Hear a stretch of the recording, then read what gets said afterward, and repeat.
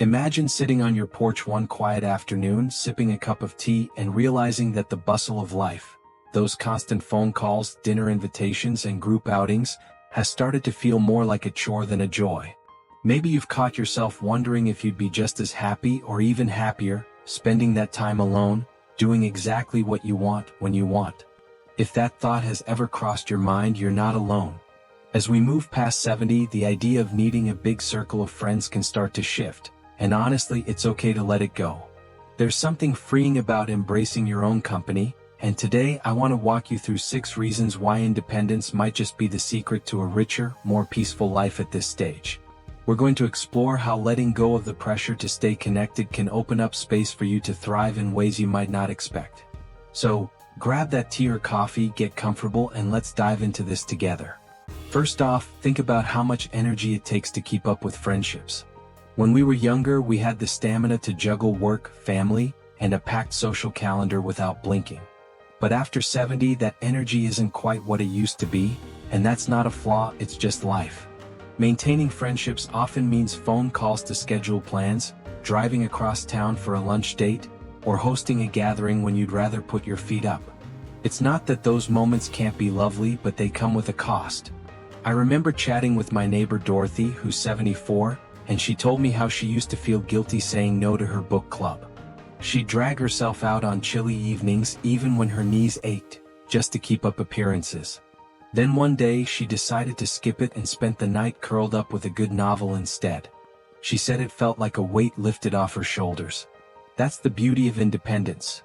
It gives you permission to save your energy for what really lights you up, whether that's gardening, watching old movies, or just sitting quietly with your thoughts.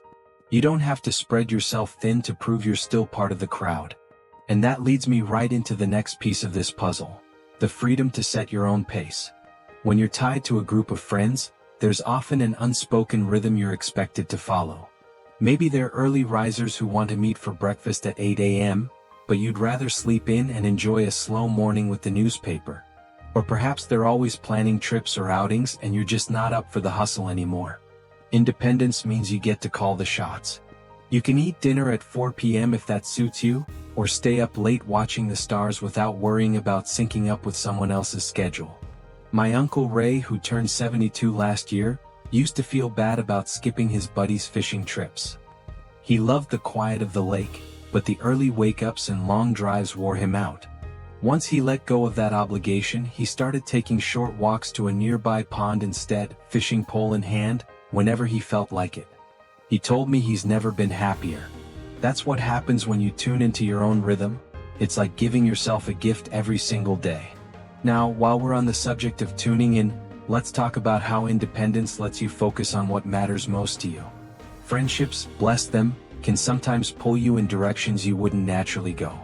You might end up at a loud restaurant when you'd rather be home, or debating politics when you'd prefer to talk about your grandkids or that new recipe you tried. When you step back from needing friends to fill your time, you get to pour that energy into the things that truly spark joy. Maybe you've always wanted to learn to knit, or you've got a stack of photo albums waiting to be organized. For me, it was rediscovering painting. I hadn't picked up a brush since my 30s, but last year, I set up a little corner in my spare room and started messing around with watercolors. No one's there to judge my wobbly lines or tell me what to paint. It's just me and the canvas, and it feels like pure freedom. That's where independence shines. It hands you the reins to chase what makes your heart sing, without anyone else's agenda sneaking in. So, we've touched on saving your energy, setting your own pace, and focusing on what matters to you. These ideas all weave together, don't they? They're like threads in a cozy blanket, wrapping you up in a life that feels more yours than ever. Next, we'll dive into how independence can bring you a kind of peace that's hard to find in a crowd, and why that might just be the sweetest gift you can give yourself after 70. Picture yourself in a room full of chatter, laughter bouncing off the walls, stories overlapping, everyone trying to get a word in. It's lively, sure, but sometimes it's just noise, isn't it?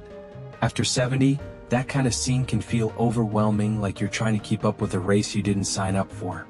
That's where independence steps in with something precious: peace. When you let go of the need to be surrounded by friends, you create a quiet space that's all your own. No more dodging small talk when you're not in the mood, or nodding along to a conversation you'd rather tune out.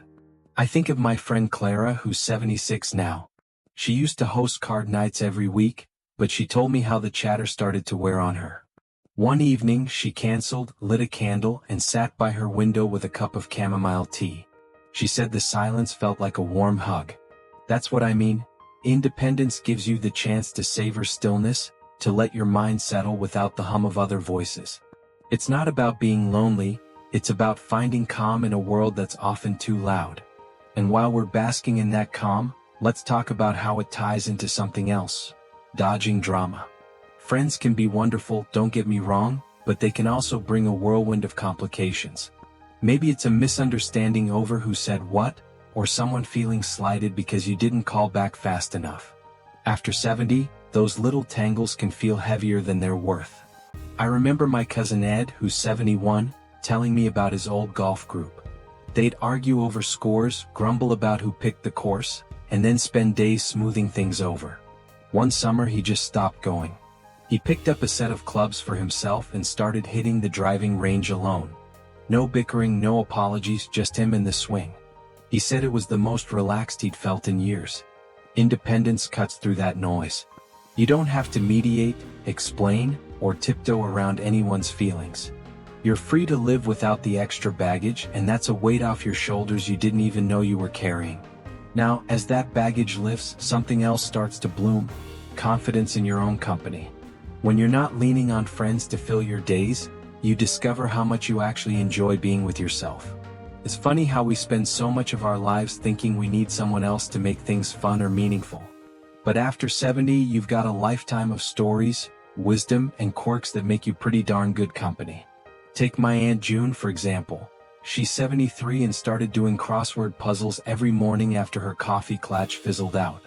At first, she missed the gossip, but then she realized she loved the challenge of those tricky clues, and she didn't need anyone else to cheer her on. She'd laugh at herself when she got stumped, and beam when she cracked a tough one. That's the magic of independence. It lets you rediscover yourself, not as part of a group, but as a whole, fascinating person all on your own. You start to see that your thoughts, your little routines, your quiet moments, they're enough. These threads of peace, freedom from drama, and confidence in yourself weave together into something really special, don't they? It's like building a life that fits you just right, no compromises needed. Next, we'll wrap this up by looking at how embracing independence can spark a new kind of happiness. One that's all yours to define.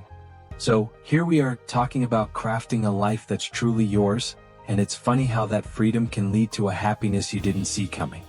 When you embrace independence after 70, you get to define what joy looks like. No one else's rulebook, just yours. Maybe happiness is a morning spent tending to your roses, or an afternoon flipping through a scrapbook of old memories. For some, it's as simple as sitting with a cup of coffee, watching the world go by without a single obligation tugging at you.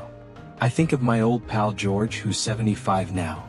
He used to feel like he had to keep up with his bowling league to stay happy, but when he let it go, he found himself tinkering in his garage, fixing up an old radio he'd forgotten about.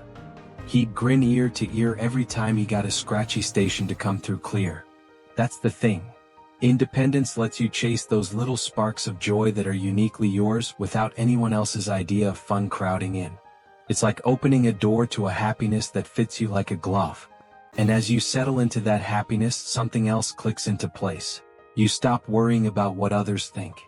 Friends, bless their hearts, can sometimes come with a side of judgment. Maybe not on purpose, but it's there. They might raise an eyebrow if you skip a get-together or wonder why you're not as chatty as you used to be. After 70, independence means you don't have to explain yourself. You can wear that same comfy sweater 3 days in a row, eat cereal for dinner, or decide you'd rather talk to your cat than pick up the phone, and there's no one to answer to. My friend Marge, who's 77, used to fuss over what her sewing circle thought of her.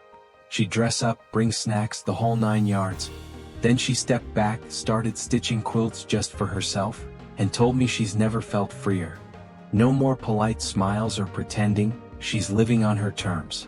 That's the gift of not needing friends to validate you.